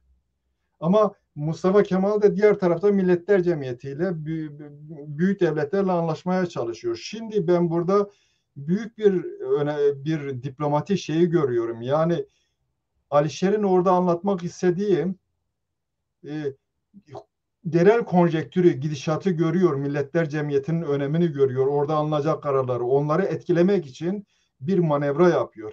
Bu tür bir belge yok, diğer hareketlerin hiçbirisinde yok. Yani Dersim'de yazılmış bir şeyler var. Onu da yurt dışında bulunan Nuri Dersim'e şeyin ismiyle yazmıştır. Seyit Rıza'nın. Kendisi yazmıştır. Seyit Rıza'nın şeyi hiç haberi yok. Ondan sonra imzalayıp göndermiştir. Bazı Türk solundan olan arkadaşlar Nuri Dersim'e karşı olan şeyler niye bunu yaptı falan diyor. Ya onu yapmasa daha kötü. Kendi ismini yazsa kötü olacak. Diyecekler sen kim oluyorsun da yazdın değil mi? Bu da Nuri Dersim'in ismini kullanıyor. Öyle millet şeyine işte yurt dışına bildiriyor, katliamla ilgili bu tür şeyler yapılıyor Dersim'de. Siz katılır mısınız bu benim dediklerime? Ne dersiniz? Yani tabii bazılarına katılıyorum da bu arşiv meselesini, arşive dokunamazsın, giremezsin, alamazsın yasağı vardı. Zannedersem birkaç sene önce o yasak kalktı. Evet, E, Osmanlı ve Türkiye Cumhuriyeti arşivine giremiyordun, alamıyordun, bilmiyordun. Bu tür araştırmaların mecburen İran ya da çevre kontrolü ya da Avrupa vesaire arşivlerinde elde edebiliyorsun. E, evet, Türkiye arşivine, Türk arşivine giremiyorsun. Girme yasağı vardı. Ama zannedersem birkaç yıl önce bu yasak kaldırıldı ama e, bilmek için, görebilmek için de bir sürü yol izlenmesi gerekiyor. Devlet içerisinde ya da milletvekili olacaksın ya da başka bir şey olman gerekiyor gibi e, kıstasları var. O yüzden evet, araştırmacı yeterince giremiyor. Yani varsayımlar, yorumlar arşiv ve tarihi belge olamaz. Bazıları yorum yapıyor, tahmini şeyler söylüyor vesaire. E, Ben bunları pek doğru görmüyorum. Yani örneğin e, Koçgil aşiretinin lideri Alişan Bey vardı. Esas büyük ağaydı. Osmanlı-Rus Savaşı'nda e, çok büyük kar yağıyor. Örneğin e, neredeydi o? Sarıkamış'ta 80 bin kişi bir gecede karda soğukta nasıl öldü? Neyse Osmanlı-Rus Savaşı'nda büyük kayıplar oluyor. Büyük e, bedeller ödeniyor. Ve Türk ordusu e, geri çekilerek İstanbul'a doğru gidiyor. Ama Sivas'a geldiğinde çok büyük bir kar yağmış, soğuk var. Askerlerin hepsi ölecek. Alişan Bey Türkiye bunların hepsini misafir ediyor kış boyunca. Hayvanlarına yemek veriyor, yiyecek veriyor. Askerlerini orada sahipleniyor, yatak veriyor, yer veriyor, yurt veriyor. Bu kış orada sahipleniyor Türk askerlerini, yani Osmanlı askerlerini. Daha sonra bu askerler çekip gidiyorlar. Yani Mart ayından sonra ama biraz iklim e, ılıma anlaşınca çekip gidiyorlar. İstanbul'da Osmanlı padişahına şey veriyorlar, rapor veriyorlar. Böyle böyle başımıza işler geldi. İşte Ruslarla savaşımızda büyük kayıplar oldu. Şu oldu, bu oldu. Sonra çekilmek zorunda kaldık. Geldik Sivas'a. Yürüyemezdik. Çok büyük kar yağışı vardı. Soğuktu. Orada bir e, aşiret lideri vardı. O bizi misafir etti. Orada kaldık haftalarca. Diğer rapor veriyor. Kimdi o diyor? Alişan Bey. Gidin bu adamı getirin diyor. Abdülhamit Paşa. Gidip bunu götürüyorlar İstanbul'a. Sen diyor niye bizim askerlere yardım ettin, misafir ettin, şu yaptın, bu yaptın, yemek verdin atlarına, hayvanlarına vesaire. Diyor bizim insanlık görevimiz. Herkese yaparız. Komşularımıza orada birinin başına bir iş geçtiğimizde geçen herhangi birisine yardım ederiz, yardımcı oluruz. Bu bizim geleneğimizdir falan filan. Aferin diyor, teşekkür ediyor. Benden diyor ne istersen istemesi yapayım diyor. Bakın o Marmara Denizi'nde e, galiba Heybeli adam mı? Büyük adam mı? Onu teklif ediyor. Aşiretini al getir burada yaşa, bu ada senin olsun, sana ver. Hayır diyor, ben kabul etmem, biz diyor ovada dağda yaşamaya alışmışız. Deniz ortasında bir adada yaşayamayız. Kabul etmiyor. Daha sonra e, bir şekilde oğluna işte valilikler, kaymakamlıklar ya da benzeri görevler veriliyor. Böyle bir iletişim de söz konusu. Yani bu şeyin tabii halk arasında anlatılan çeşitli şeyler var. Bu mesela Alişer benim köydüm. Bizim sadece köyde değil, bizim yakın akrabamız. Bu Mustafa Kemal geçerken ona pusu kurulmuş falan bizim köyde anlatılmaz. Yani onunla birlikte olan insanlar vardı. Zaten bu şeyin bir sürü Alişer'in şiiri Mehmet Bayrak tarafından yayınlandı. Benim dayızadem toplamıştı. Ben verdim ondan sonra. Onun bir kitabı falan da var. Ee, sonra bu Alişan Bey dedikleri Büyük Alişan Bey'dir. Büyük Alişan Bey Ben biliyorum. Osmanlı'nın Babaların, şeyidir. Yani şeylerin babasıdır. Mustafa Paşa'nın babasıdır. evet, Mustafa Paşa da Alişan ve Haydar Beylerin babasıdır. Ama onlardan önce bölgede işte Ali Rıza Çelik'in bahsettiği, benim bir iki programda kendi kitabımdan da bahsetti. Bu gerek Divri'de gerekse Dersim'de olan bazı katliamlar, çatışmalar sonucunda orada Koşkir'in ismi falan da geçiyor. Bu sefer Diyarbakır'a yönelik şey yapıyorlar. O dönemde bir katliam oluyor. Onu indiriyorlar. Onun yerine Büyük Alişan Bey'i getiriyorlar. Tamamen siyasi nedenlerle. Aslında ilk başlarda Büyük Alişan Bey devlet Diyarbakır'la karşılaştırıldığı zaman devletle işbirliği yapan, devletle çalışan biri. Ama daha sonra bu aşiretlerle devlet arasındaki ilişkiler hep değişiyor. Daha sonra çatışmalara dönüşüyor. Mustafa Mustafa Paşa'nın katibidir Alişir. Ve Alişan ve Haydar Beylerden daha büyük yaş olarak. Mustafa Paşa öldükten sonra bir de Alişer'in etrafında yanında çevresinde zaten onların büyük bir kabilesi var. Takip Beylerin bunlar Karadaş merkezlidir. Bundan dolayı daha etkili. Ayrıca Ruslar geldiği zaman zaten şeye gidiyorlar. Yani bu şeylerin Büyük Alişan Bey'in Koçgir'e lider olması Rusların gelmesinden çok önce Ruslar Erzincan'ı geçiyor, Refahiye'ye geliyor. Refahiye bizim sınırımız zaten. Bu durumda Alişer ne yapıyor? Burada Kürtlere yönelik de katliam yapılacak. Bu bir manevra yapıyor. Bu topluluğu katliamdan kurtarabilmek için. O dönemde Ermenilerle anlaşmalar şu bu durumu gündeme geliyor ama benim anladığım kadarıyla Ermeniler de fazla kendilerini güçlü görünce uzlaşmadan yana değiller. Nihayetinde Alişer bir Rusları Dersim'e geçireceğim diye onların birliklerini götürüyor. Onların silahlarına el koyuyor, esir alıyor, gönderiyor onların askerlerini. Zaten daha sonra Dersim'de kullanılan silahlar da o dönemden kalma malzemelerde. Koçgiri'de kullanılan şeyler de. O yüzden deniliyordu işte burada epey silah var falan. Tabii devletin bu tür şeylerden sürekli haberi var. Böyle bir işin böyle bir hikayesi var. Bu Ebubekir Hazım Tepeiran'ın şeyi var. Yani katliamın boyutunu anlatabilmek için onu getirebiliriz. 11 numaralı Ozan 11 bundan sonraki evet. Ebu Bekir Azım Tepeyran dönemin Sivas valisi anıları Sivas'ta 2,5 ay kadar süren ikinci valiliğimin anıları bu yazdıklarımdan ibaret değildir. Yazamadıklarımın neler olduğunu bölge halkı bilir. Bazı durumlarda bir şey yapmak ya da söylemek nasıl yür görevi ise bazen de bir şey yapmamak, susmak için nefsini zorlama azabına katlanmak da öyledir. Ankara cereyan eden muamelelerden haberdar edilse 130 köyün lüzum ve zaruret olmaksızın sırf bir kere bu kadar asker toplandı, bir şey yapmasak olmaz gibi vahşi bir mantıkla tamamen yakılıp yıkılmasına, susuz binlerce nüfusun öldürülme veya açlıktan sefaletten ölme mahkum edilmesine muvaffakat etmeyeceği pek aşikardı. Şimdi bu dönemin Sivas valisi bu dönemde işte eski dönemlerde korkudan dolayı, baskıdan dolayı ya Mustafa Kemal'ı yüceltenler var. Tabii Mustafa Kemal sadece bunlardan bir tanesi değil ama devletin başı olmasından dolayı sorumluluğu birinci derecede sorumlu olan insandır.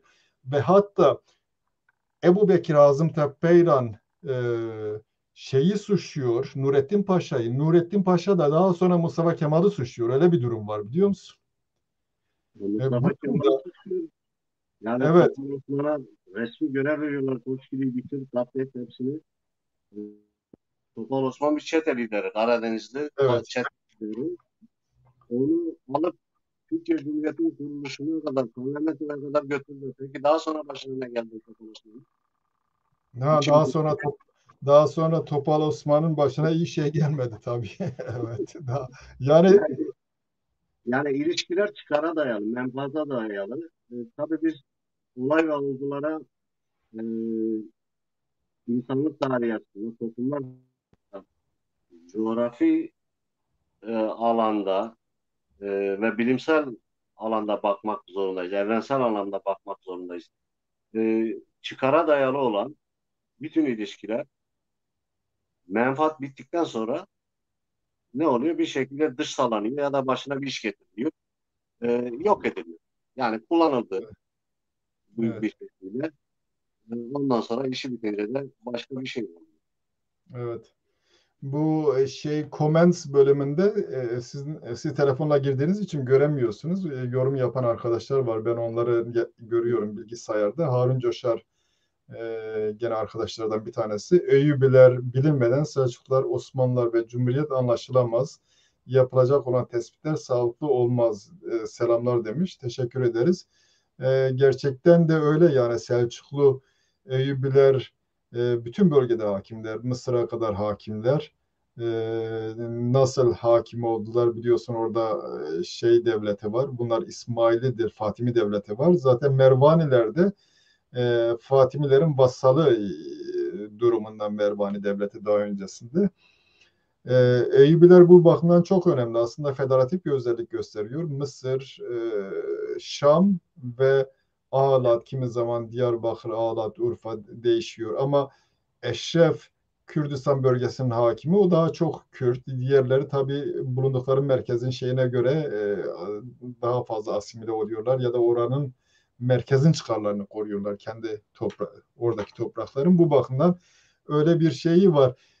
Eyyubilerin birbirlerine düşmesi sonucu yıkılması Selçuklular, daha sonra Moğollar, tabii onların yeri sonra Memlükler tarafından doldurulacaktır. Böyle bu işler böyle devam ediyor Türk hakimiyeti açısından. Şimdi biz katliama değindik. Yani onunla ilgili bir sürü bilgiyi anlatabiliriz, aktarabiliriz.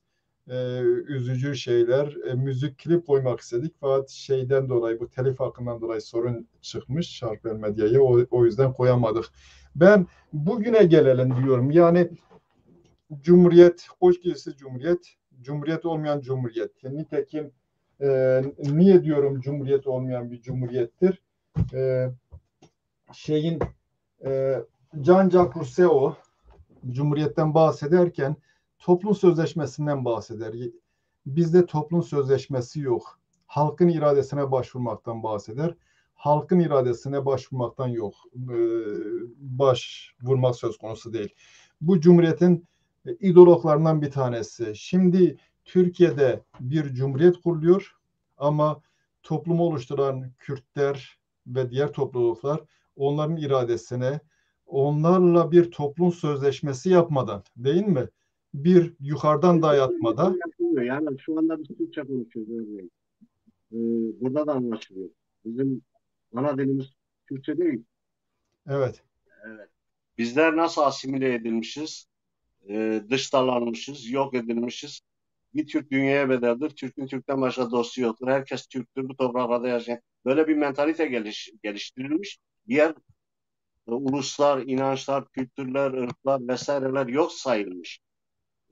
Dediğim gibi 1400'lü yıllarda Yıldırım Beyazıt'ta Türk İslam sentezi denilen bir sentez geliştirildi. Ondan sonra e, Türkçülük yapılarak, milliyetçilik yapılarak diğer halklar, diğer inançlar, diğer uluslar, diğer kültürler yok sayıldı. Yani ses çıkaran da bir şekilde başına bir iş getirildi. E, Böyle bir oluşum yaşandı. E, Yani ben de o zaman size soruyorum ya. 32 tane Osmanlı padişahı gelmiş geçmiş. Hadi ilk kuranlarda Bursa'da Orhan Gazi'de Osmanlı ilk kuran annesi Alevi'ydi. Yani Bektaşi şeydi. Kimin annesi? Orhan Gazi'nin. Orhan Gazi'nin mi? Osmanlı Hanım mı? O doğru değil. Ben ona katılmıyorum. O Türk. Onunla ilgili yani benim bu el yakın inançlarıyla ilgili bir yazım var. Geniş. Ben şeyi de inceledim. E, Bu Osman'ın şeyle ilişkisi falan yok. Demek Ebul istiyorum. Vefa'yla bilmem ya da Osman'ın şeyinin vefailikle falan ilişkisi yok. Onlar doğru değil ama Osmanlılar'da başlarda tabii bir Türkçülük yok. Türk yok. Türk muhtemelen bunlar Türk de değiller ya da bunlar kimisi diyor Hicazlı Arap, kimisi diyor Yunanlardan dönme. Biz bunu bilemiyoruz ama bu e, 3. Murat'tı sanıyorum Yazıcıoğlu. O zaman bunlar kendi nesillerini asil bir kabileye bağlayacaklar. Diyorlar işte biz Kınık boyundan. İstemiyorum da. O tür şeylere girmek istemiyorum da. Evet. Detaylar çok güzel. Çünkü yüzlerce yıllık bir Evet. şey. Şimdi ben şeye gelmek istiyordum. Tabii yani bu toplum sözleşmesi yok bugün açısından. Pardon, 700 yıllık bir Osmanlı tarihinde 32 tane padişah gelmiş geçmiş ve Türk İslam sentezi mentalitesi var. Hiçbirisinin eşi Türk değil. Ha tabii. Bir de bu var. Hepsi Balkan kökenlidir. Bilmem Çek, Mustafa, yani bilmem neyse. Böyle bir mentalite var. Nasıl oluyor bu peki? Sen giriyorsun bir toprakları işgal ediyorsun, ele geçiriyorsun. Selçuklar yok, Moğollar yok, bilmem ne. Böyle derinlemesine gidersek çok farklı sonuçlar ortaya çıkar. Ama Evet. biz esas Osmanlı dönemi ve Türkiye Cumhuriyeti döneminde Koçgillilere neler yapıldı, Koçgil Alevilerine, Kürtlerine neler oldu, nasıl oldu? Bunun üzerinde yoğunlaşırsak Evet. daha iyi olurdu. Daha iyi Evet. olur diye düşünüyorum. Ha, ben şeye gelmek istiyordum. Yani bu Cumhuriyet o şekilde kuruldu. Şimdi ikinci yüzyıla giriyoruz. İkinci yüzyılda bu son seçimler işte e, biliyorsunuz şeyle birlikte bu başkanlık sistemiyle ilgili başkanlık sistemine geçildi. Şimdi bu seçimler belli bir tıkanma gene yaşandı. Yeni bir seçim olacak. Bu yeni seçim aslında Türkiye Cumhuriyeti'nin bu yüzyılda nasıl şekillenmesi gerektiğiyle ilgili de tartışmaların olduğu bir döneme rastlıyor.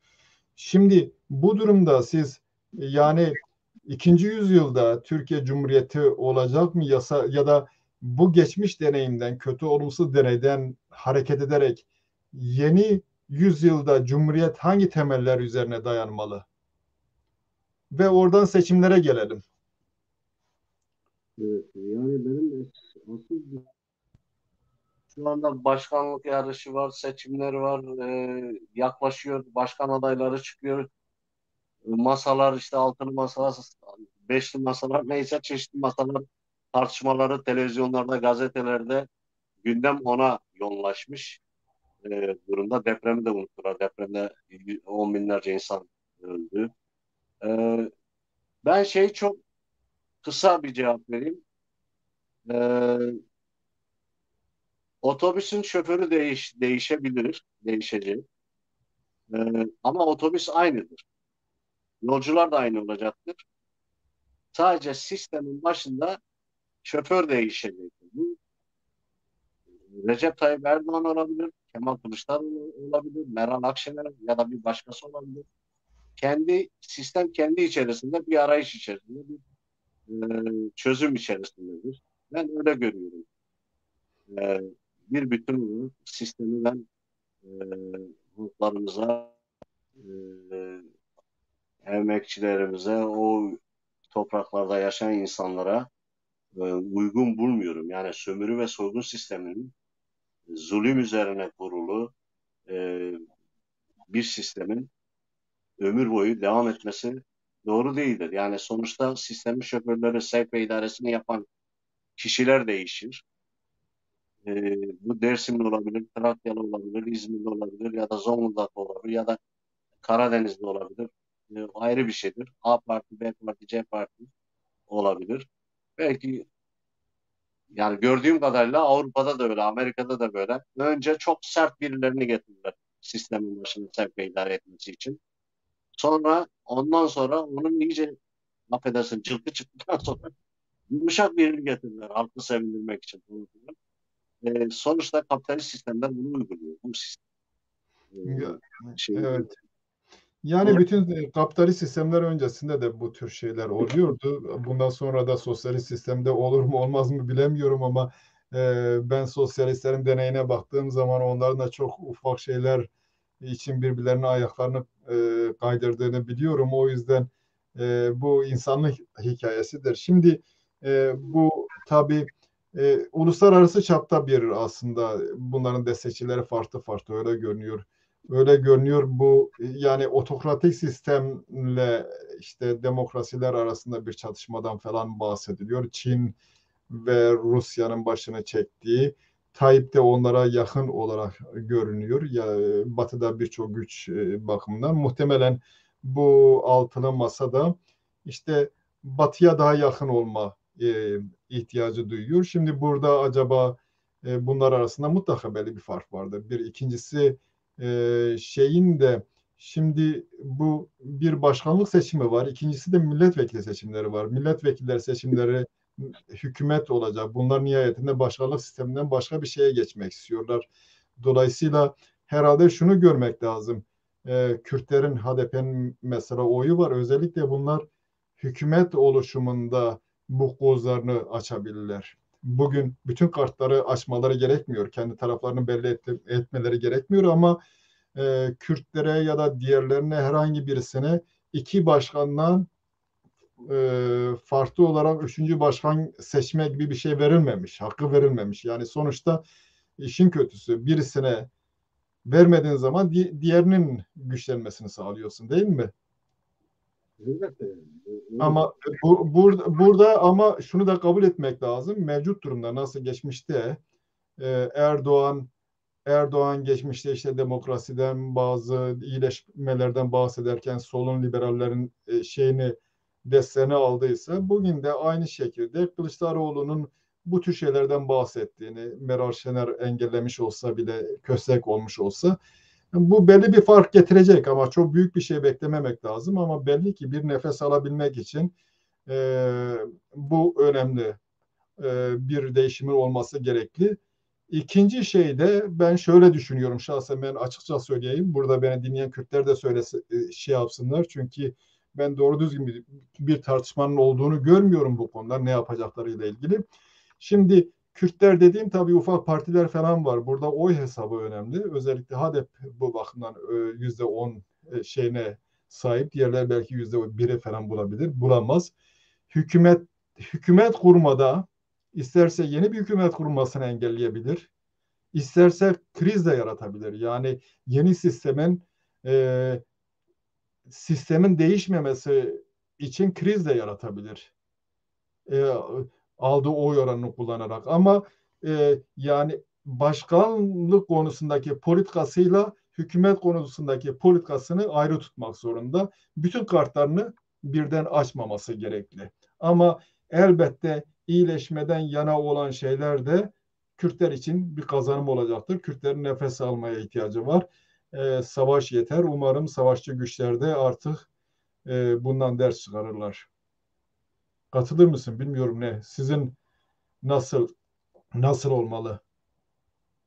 yani sonuçta Türkiye'de yaşayanlar, Türkiye halkı buna, ve Türkleri ya da Alevi Sünnisiyle neyse bu ayrımları yapmadan onlar karar verecekler ama son 21 senedir e, AKP hükümetinden biraz bir bıkkınlık var.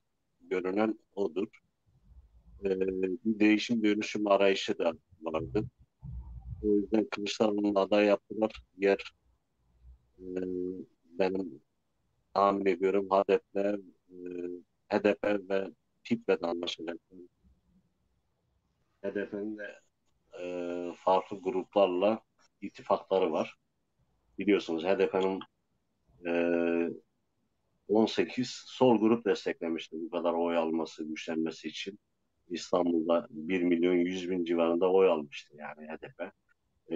Bu Ekrem İmamoğlu'na da yaradı. Bir Ankara'da da bir şey oldu. Ama şimdiki seçim başkanlık sistemi uyarınca yapılacak. Yani başkanlık sistemi getirildi ya. Bu sisteme göre bir seçim yapılacak. Ee, Ancak Kılıçdaroğlu ya da bir başkası alternatif birileri kazanırsa seçimi önce bu gerekiyor. Başkanlık sistemini parlamenter sisteme geçmeleri gerekiyor. Ama Geçtikten onu onun için önce hükümetin kurulması lazım, oylama yapılması lazım, gene parlamentoda çoğunluk sağlamak lazım. İşte sonra o durumda insan istediği şeyi yapabilir. Bunu yaparsam böyle olur, bunu yapmazsam böyle olur gibi. E, Pazarlık yani özellikle sanıyorum o dönemde daha fazla kızışacak. evet, yani ben biraz uzak duruyorum o tür şeylerde. Çünkü beni çok fazla ilgilenmiyor sistem içi çatışma, çırpınma ya da e, direniş şeyler.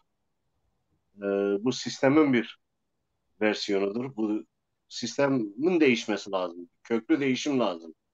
O değişmediği sürece Ahmet gelmiş, Mehmet gitmiş, şu gelmiş, bu Evet. gitmiş fark etmiyor. Ya, Yani bu ülke 35 sene Süleyman Demirel'den bahsetti. Bir, bir o kadar İsmet İnönü'nden bahsetti. Turgut Özal'dan 10 tane bahsetti. Kenan Evren'den bahsetti. Ne bileyim kimlerden bahsetti. 22 senedir de Recep Tayyip Erdoğan'dan bahsediyor.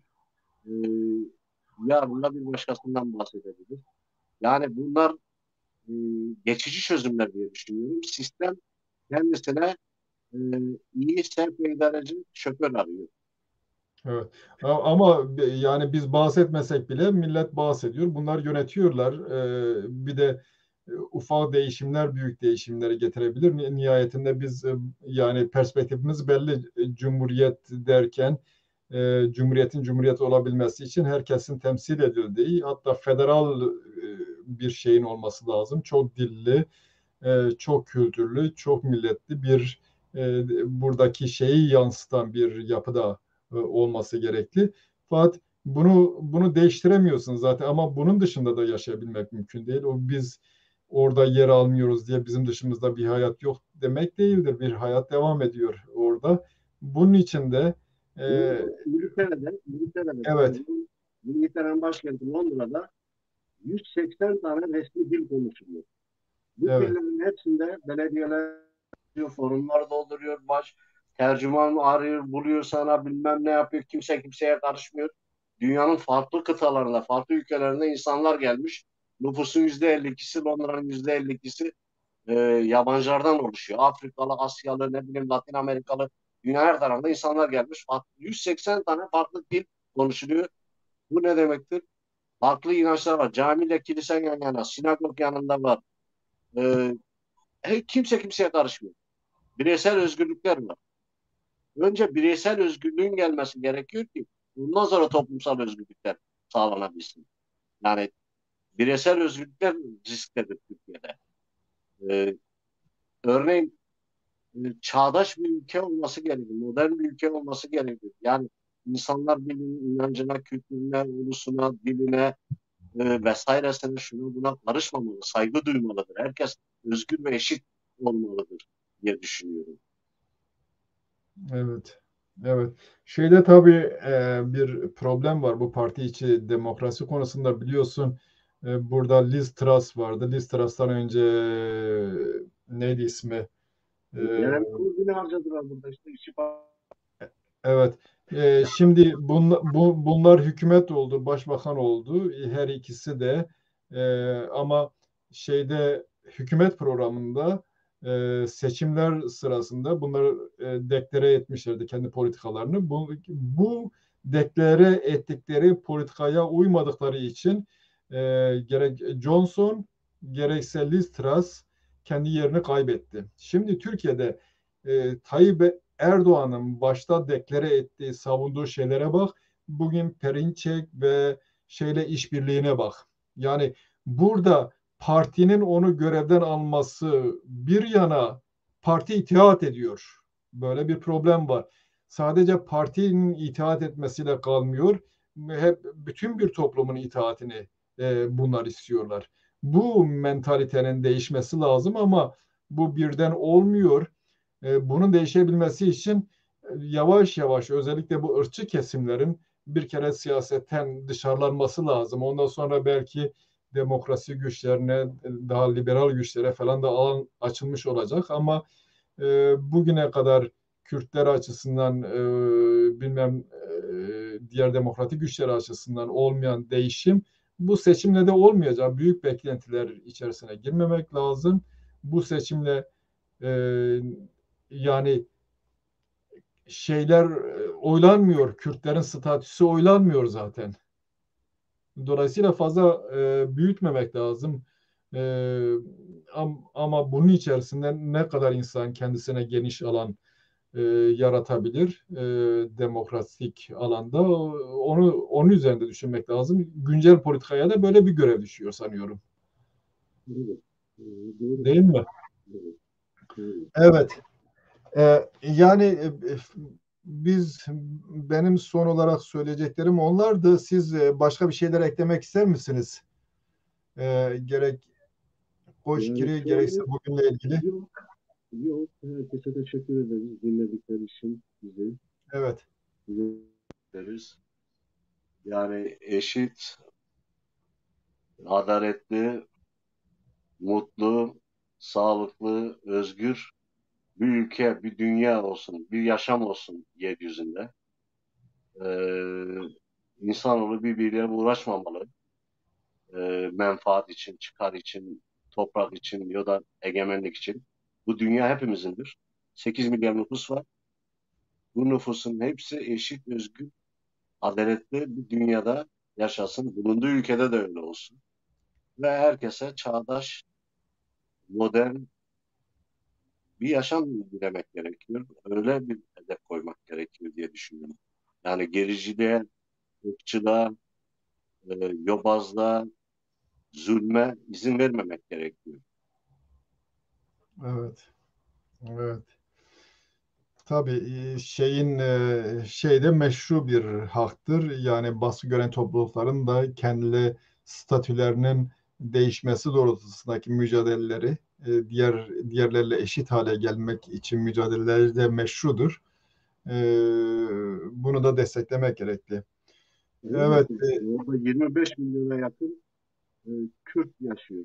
Kürtçe konuşuyor. Ayrı dili var, ayrı bilmem neyi var. Onların hakları, hukukları, adaletleri ya da ne istemlerine dikkat edilmesi gerekiyor. Görülmesi gerekiyor. Değer verilmesi gerekiyor. Çok gecikilmiş bir durum zaten de.